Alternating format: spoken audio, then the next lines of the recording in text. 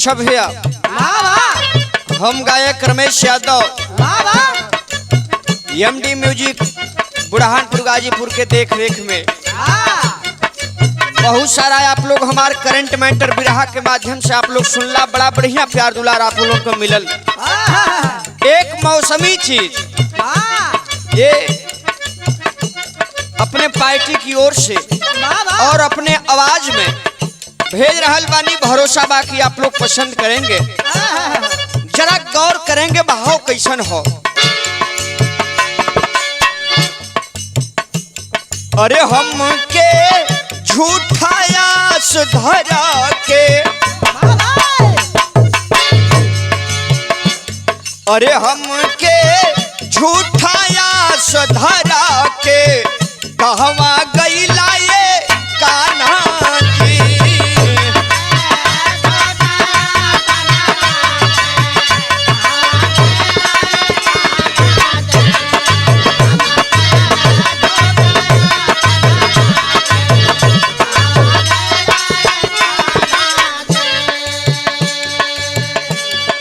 जौने समय कन्हैया जी गोकुला छोड़ के मथुरा में चल गए, हर गोपिया सब परेशान ही। राधिका जी कहत हैं, अरे हम के झूठायास धरा के, हम के झूठायास धरा के, कहवा गईला ये कान्हा जी।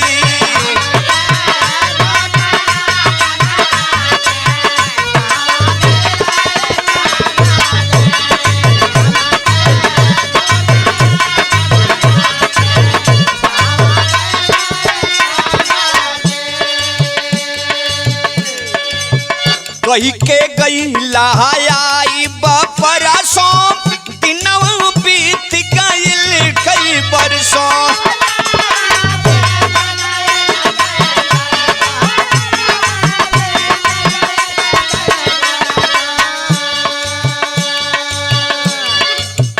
कही के गईला आई बपरसों, दिनवा बीत गईल कई बरसों।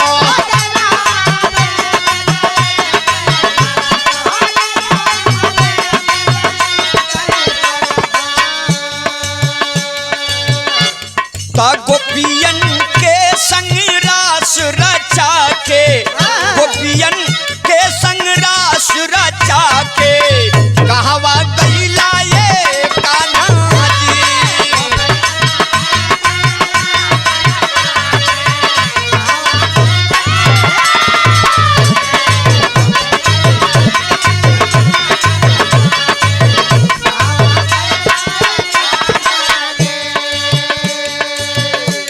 राधिका जी बतावत हैं कि पूरा गोपिया ही नहीं परेशान है नाथ, जीव जंतु पशु पक्षी तोहरा बिना सब बेचैन हो।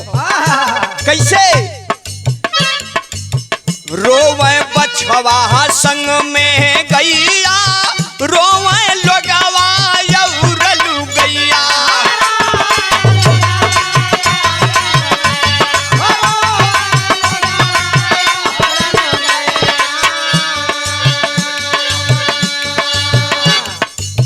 रोवे बछवा संग में गैया, रोवे लोगवा यौरलू गैया।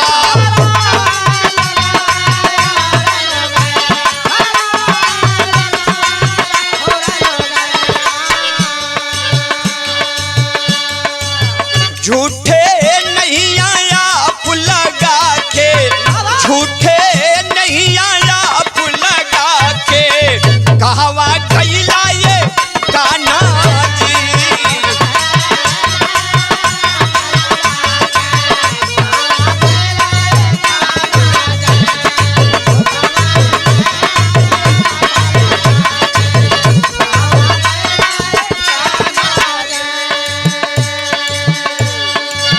एक लाइन राधिका जी बड़ा दुखित मन से कहलिन हम।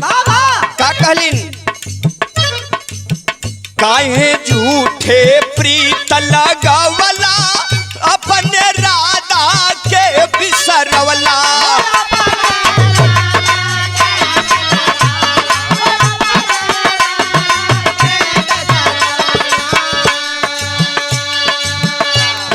में झूठ का प्रीत लगावला अपने राधा के बिसरवला।